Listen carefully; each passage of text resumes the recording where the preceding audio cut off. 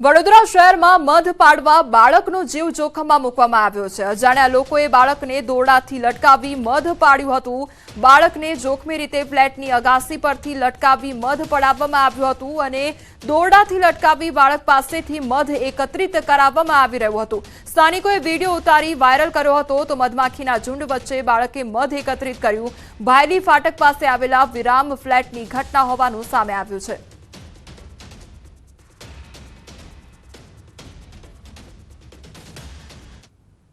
આ તરફ વડોદરા શહેરમાં ચોર ટોળકી ફરી સક્રિય થઈ ગઈ છે। ડિસેમ્બરમાં ચોરી કરી ફરી તે જ મકાનમાં ચોરીનો પ્રયાસ કરવામાં આવ્યો। ફરી એકવાર હાથ અજમાવવા આવેલી ચોર ટોળકી સીસીટીવી કેમેરામાં કેદ થઈ ગઈ। 17 લાખની ચોરી બાદ અકોટામાં ફરી એકવાર ચોરીનો પ્રયાસ કરતા ફફડાટ ફેલાયો। સિનિયર સિટીઝન દ્વારા પોલીસ કમિશનરને આ અંગે રજૂઆત કરવામાં આવી છે।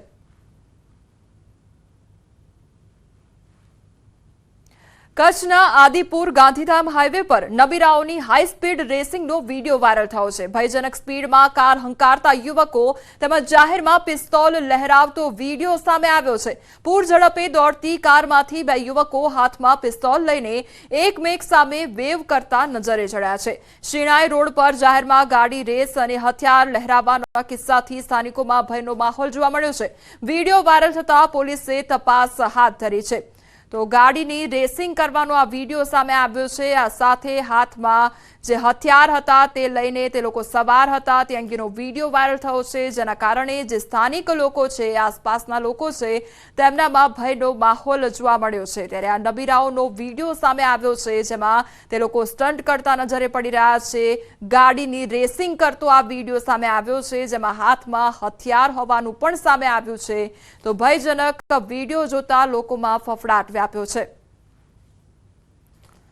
તો કચ્છનો આ સમગ્ર મામલો છે કે જ્યાં એકબીજાનો વિડીયો ઉતારવામાં આવી રહ્યો છે। ગાડીની રેસિંગ ચાલી રહી છે અને એકબીજાનો વિડીયો ઉતારી રહ્યા છે। હાથમાં હથિયાર છે, જાણે એ લોકો દ્વારા સ્ટન્ટ કરવામાં આવી રહ્યો હોય તે પ્રકારની પરિસ્થિતિ જોવા મળી રહી છે અને હાઈ સ્પીડમાં ગાડી હંકારી રહ્યા છે, જેના કારણે જે આસપાસના કાર ચાલકો હતા તેમનામાં ભયનો માહોલ જોવા મળ્યો હતો। આ સાથે જે રહેણાંક વિસ્તારના લોકો છે તેમનામાં પણ ભયનો માહોલ જોવા મળી રહ્યો છે, કારણ કે આ પ્રકારની પરિસ્થિતિનું નિર્માણ અવારનવાર જોવા મળતું હોય છે।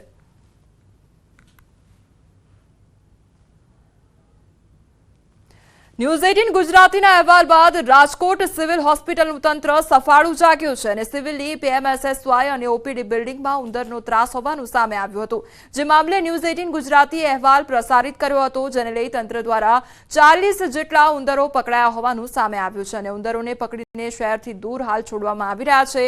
તો સિવિલ હોસ્પિટલ તંત્ર દ્વારા હાલ પીએમએસએસવાય અને ઓપીડી બિલ્ડિંગમાં ઉંદર પકડવા માટે પાંજરા પણ મૂકવામાં આવ્યા છે। ઉલ્લેખનીય છે કે થોડા સમયથી રાજકોટ શહેરની સિવિલ હોસ્પિટલમાં ઉંદરોનો ત્રાસ સામે આવ્યો હતો, જેને લઈ તંત્ર દ્વારા ઉંદરો પકડવાની કામગીરી કરવામાં આવી રહી છે। હોસ્પિટલ દ્વારા એક પેસ્ટિસાઇડ એજન્સીની પણ નિમણૂક કરવામાં આવી છે। છેલ્લા 2 દિવસની અંદર 40 કરતાં વધારે ઉંદરો એની અંદર પકડાયેલા છે, જેને અમે સલામત રીતે શહેરની બહાર ખુલ્લી જગ્યાની અંદર છોડી રહ્યા છીએ। ભવિષ્યમાં આ પ્રકારની કોઈ પણ ઉંદરનો કે બીજા કોઈ જીવજંતુનો ત્રાસ ન ફેલાય એના માટે અમે એક પેસ્ટિસાઇડ એજન્સીને પણ રોકેલી છે।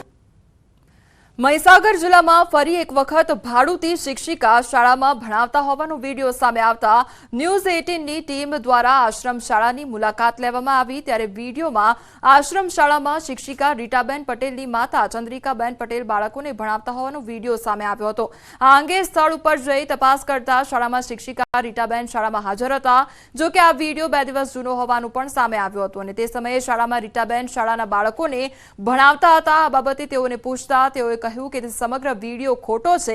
આ અંગે ચંદ્રિકાબેન પટેલને પૂછતા તેઓએ હું અહીં અનાજ કાઢવા આવી હતી અને વર્ગ ખાલી હતો અને મને ભણાવવાનો શોખ છે, જેથી હું ત્યાં ભણાવવા ગઈ હતી તેવી વાત કરી હતી। ત્યારે શાળા સંચાલક મંડળના ટ્રસ્ટી રતિલાલ પટેલને આ અંગે પૂછતા તેમણે ગોળ ગોળ જવાબ આપ્યો હતો। તો કે ટીચર તો હું જ છું, પણ એ મારા મધર હતા અને એ મંડળના સભ્ય છે, એટલા માટે અનાજ કાઢવા માટે આવ્યા હતા અને ક્યારેક ક્યારેક એમને બાજુમાં રિટાયર્ડ શિક્ષક છે, બાળકોને ભણાવવામાં બહુ રસ છે। તે દિવસે મારો સીએલ રિપોર્ટ છે અને એમને ભણાવવાનો બહુ રસ હોવાથી મારો ક્લાસ એટેન્ડ કરી રહ્યા હતા. એવું છે નહીં સર, મારા બાળકો સાથે તમે ટેલી કરી શકો છો. હું જ રીટાબેન પટેલ અને હું જ બાળકોને ભણાવી રહી છું. ભૂતિયા શિક્ષકને લઈને આચાર્ય છે આપણી સાથે, તેમની સાથે સીધી વાત કરીશું. સાહેબ, શું કહેશો? કેટલા દિવસથી બેન આવતા નતા? કયા બેન આવતા હતા અને કયા બેન રેગ્યુલરમાં શિક્ષક છે? શું કહેશો? બેન રીટાબેન છે, રેગ્યુલર છે. તારીખ 3/2/2025 ના રોજ તેઓ સીએલ મૂકી હતી. એમની જગ્યાએ આશ્રમ શાળાના ટ્રસ્ટી બેન ચંદ્રિકાબેન છે, એ સીધું સામાન કાઢી આપવા માટે આવ્યા હતા અને વર્ગ પહેલા બીજાનો ખાલી હતો એટલે એ ભણાવતા હતા. એ નિવેદન સર ખોટું છે. તે દિવસે મીડિયા આગળ હું ગભરાઈ ગયો હતો. એક દિવસને બદલે મારાથી 1 માસ કહેવાય ગયું. હું ભણાવવા નથી આવતી બિલકુલ. હું તો અનાજ કાઢવા માટે આપતી હતી. કોઈ ક્લાસ ખાલી તો ગમે તે ક્લાસમાં જતી હતી. એવું કશું નહીં કે મારે એ જ ક્લાસમાં જવું. બાળકો ખાલી બેઠા હોય તો કદાચ જાઉં, અનાજ કાઢતી અને ફરીને પછી ઘરે જાઉં. સુરતના વરિયાવમાં ખુલ્લી ગટરે 2 વર્ષના બાળકનો ભોગ લઈ લીધો અને આ માસૂમનો ભોગ લેવાયા બાદ પણ કતારગામ વિસ્તારમાં હજી પણ ગટરોના ચેમ્બરોની આ જ સ્થિતિ જોવા મળી રહી છે. ડ્રેનેજ વિભાગના અધિકારીઓની લાપરવાહી હજુ કેટલા લોકોનો ભોગ લેશે તે સમજાતું નથી. અહીં સવાલ એ થઈ રહ્યો છે કે ડ્રેનેજ વિભાગમાં વર્ષે લાખો રૂપિયાના કામો ઇજારદારને સોંપવામાં આવે છે. આખરે આ રૂપિયા ક્યાં ખર્ચ થઈ રહ્યા છે? આ જોતા ડ્રેનેજ વિભાગના અધિકારીઓમાં નિરીક્ષણનો અભાવ પણ જોવા મળી રહ્યો છે. મેયરના આદેશો છતાં અધિકારીઓ કામગીરી કરવામાં રસ નથી દાખવી રહ્યા.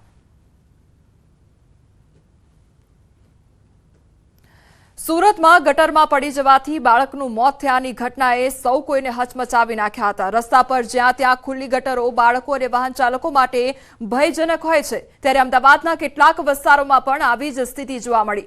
શહેરના નિકોલમાં ડ્રેનેજની કામગીરીને લઈને સ્થાનિકો હેરાન પરેશાન થઈ ગયા છે.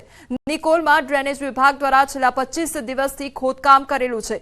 નબળી કામગીરી અને બેરિકેડ લગાવ્યા ન હોવાથી એક વ્યક્તિ ખાડામાં પડી ગયાની ઘટના પણ બની હતી. 2 દિવસ પહેલા એક બળદગાડું પણ ખાડામાં ગરકાવ થયું હતું. તો અમદાવાદ શહેરમાં પણ રસ્તાઓની બિસ્માર હાલત જોવા મળી રહી છે અને બીજી તરફ ખાડાઓ ખોદી દેવામાં આવ્યા છે. આ ખાડાનું પુરાણ નથી કરવામાં આવી રહ્યું, તેના કારણે જે સ્થાનિકો છે તે હેરાન પરેશાન થઈ રહ્યા છે. એક તરફ સુરતમાં જે ગટરમાં બાળક ખાબક્યું હતું અને મોત નીપજ્યું હતું તેને હજુ કલાકો પણ વીત્યા નથી અને અમદાવાદ શહેરમાં રિયાલિટી ચેક કરતા ત્યાં આગળ પણ રસ્તા પર ખાડાઓ જોવા મળી રહ્યા છે. ત્યારે આમાં પણ કોઈ પણ પ્રકારની દુર્ઘટના સર્જાય તો તેના માટે જવાબદાર કોણ, તેને લઈને સવાલો ઉદ્ભવી રહ્યા છે. કારણ કે ત્યાંથી એ ખાડાની આસપાસથી કેટલાય લોકો પસાર થતા હોય છે. સુરતમાં જે રીતે અંધેરી નગરી ગંડુ રાજા જેવી પરિસ્થિતિ સર્જાઈ તેવી જ પરિસ્થિતિ અમદાવાદ શહેરની પણ છે. અમદાવાદના નિકોલ વોર્ડમાં હું અત્યારે છું અને નિકોલમાં પરિસ્થિતિ જુઓ તો અહીંથી પસાર થતા લોકો ત્રાહિમામ પોકારી ગયા છે. તેની પાછળનું કારણ કે અમદાવાદ મહાનગરપાલિકાના ડ્રેનેજ પ્રોજેક્ટ વિભાગ દ્વારા જે ડ્રેનેજ લાઇનની કામગીરી ચાલી રહી છે ત્યાં ક્યાંક મંદ ગતિએ ચાલી રહી છે. ત્યાં સુધી કે આ જ વિસ્તારની અંદર એક બાળક છે તે ખાસ કરીને આ જગ્યા પરથી પસાર થાય છે અને તે અહીં પડી જાય છે, સ્લીપ થઈ જાય છે. એક ગાડું અહીંથી પસાર થાય છે તે અહીં માટીમાં ખૂંપી જાય છે. પરંતુ પરિસ્થિતિ એવી છે કે ખાસ કરીને અમદાવાદ મહાનગરપાલિકા તેનું કોઈ પણ પ્રકારનું ધ્યાન લેતી નથી. આ પ્રકારની પરિસ્થિતિ વચ્ચે લોકો કેવી રીતે જીવી રહ્યા છે, લોકો સાથે પણ વાતચીત કરવાનો એક પ્રયત્ન કરીશું. આ કેવા પ્રકારની ઘટનાઓ અહીંયા બની ચૂકી છે, કેટલા દિવસથી આ કામ ચાલે છે? આ કામ લગભગ 20-25 દિવસથી ચાલી રહ્યું છે. એમાં એટલી ગંદકી આગળ થઈ ગઈ છે અને આ લોકો મચ્છર તો ઠીક છે પણ આ લાઈન નાખી એ પછી આજ 20 દિવસ થઈ જાય. સામે પ્રાઇમરી સ્કૂલ છે, આંગણવાડી છે, નાના બાળકો લઈને કેટલા પડી જાય છે. અમારા હોમાં એક ભાઈ પડ્યો હતો ને તે બેભાન થઈ ગયો હતો, અમે એને કાઢ્યો અને લોહી લુહાણ જ થઈ ગયો હતો. એ બી ફોટા એમને બેનને આપ્યા હતા. અને બીજું કંઈ કાલે બળદ ઊંટગાળા હાથે આખો ઘૂસી ગયો. તે અમારી હોમાં આગળ કામ ચાલતું હતું, હિટાચી વાળા મશીન વાળાને બોલાવ્યું, બીજા કોઈથી નીકળે એમ નતો. એને બેલ્ટ મારીને કાઢવામાં આવ્યો અને નિકોલમાં અત્યારે જવાની કોઈ રસ્તો જ નહીં. નિકોલની અંદર અત્યારે તમે જુઓ તો ડ્રેનેજનું કામ ચાલે છે, વરસાદના પાણીનું કામ ચાલે છે. એમ કરીને આ લોકો અણધાર્યું કામ કરે છે. આ લોકોને મોટા અધિકારીઓને ખબર નહીં પડતી હોય કે ભાઈ ગમે તે એક લાઈન નાખ્યા પછી રસ્તો ચાલુ એક સાઈડ રહે પછી બીજી નાખીએ. પણ અત્યારે એક બાજુ લગ્નની સિઝન છે. આ ગામમાં 3 જાન આવેલી છે, એક ગઈ છે. મહેમાન આવેલા હોય, ભાગોરે ઊભું રહેવાની જગ્યા નહીં, રોડ ઉપર આવવા જવાની જગ્યા નહીં.